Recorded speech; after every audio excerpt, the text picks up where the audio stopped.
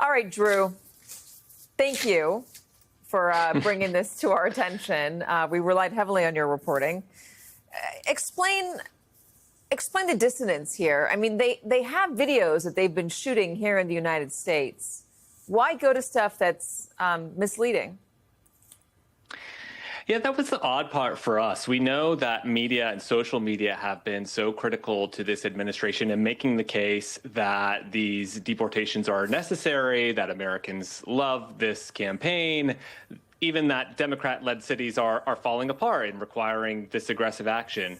So we knew that they were getting their own original content out in the field from their own DHS videographers. But when we started piecing it together, we were finding all of these clips that gave a very different impression from the reality on the ground. And this was not just, like you said, one or two kind of minor oopsies, but there was clearly a campaign to use this material in ways that it was just not reflective of. And so I think that speaks to, one, how important this administration sees the internet and kind of owning the libs, but also owning the conversation online around immigration and deportations, but also how sloppy this campaign can be, and that they didn't necessarily always care about what the information was factually. They just wanted to convey that emotion to the Americans who would see it. I remember back in 2016 covering the campaign when they were talking about the problem at the border and the flood of, they were arguing, undocumenteds that were crossing the border. They were using images from different countries, not even from this one. One image of it looked like a sea of people flooding over a wall was not even in this hemisphere. So they have a history of doing this. I wonder why they think, could you suss out why they think it's okay? Yeah, I think, some of this is sloppiness, but I do want to get to that point. We kind of expect a certain level of, adventurousness around the clips you'll use in a campaign environment where you're trying to make that political point. DHS has never traditionally been that kind of, bruising, polarizing voice to be using this kind of campaign material. So some of that is a reflection of just how the Department of Homeland Security under Trump 2.0 and under Secretary Noem had become more of an enforcer of the immigration agenda. But why it's happening, I think part of this just goes to, the material that they're using. They're not properly vetting it. They're seeing themselves more as a media organization who is going to be very active on social media, getting millions of views, but they have not stood up that infrastructure to really know or care whether the information they're putting out is factually accurate. Maybe a social media organization that's untethered to a standards department, because I'll tell you right now, a media organization wouldn't be able to put this out without major corrections and mea culpas. You can't just put out images that are not from the place you're saying they're from, or from the administration you're saying they're from. It's misleading, and there is a certain fidelity to the truth that media organizations like this one and yours have.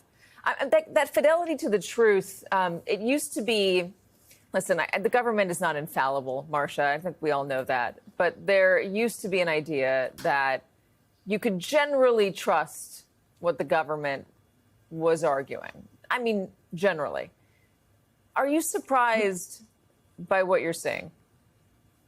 Blown away, Katie, blown away. When I worked at DHS, I had the job of overseeing public affairs. If I had put out anything like this, I would have been out of a job before lunch. I mean, they are trolling elected officials.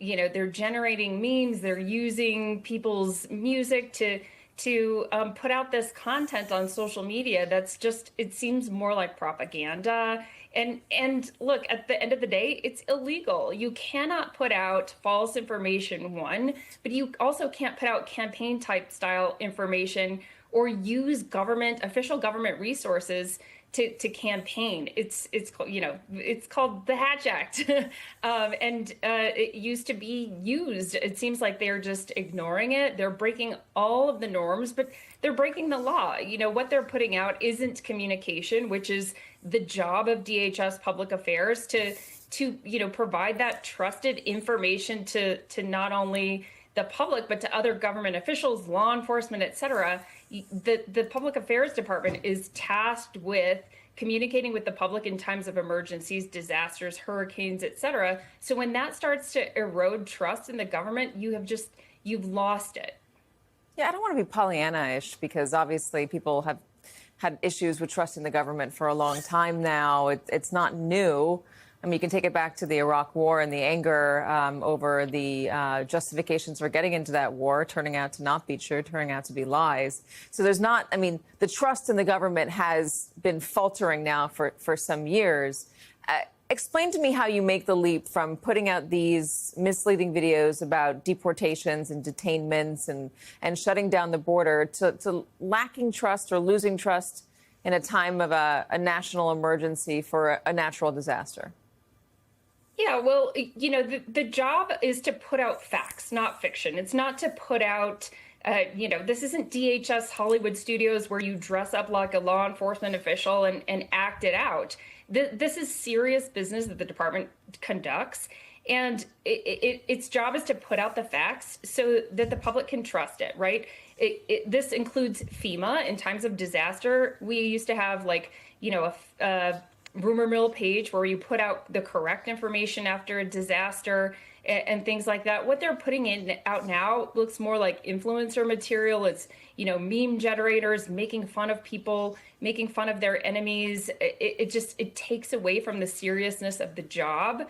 You know, it's more about trust and what the department is actually tasked with, which is public safety and public information. Tyler, help me understand what the administration's goal is with these videos.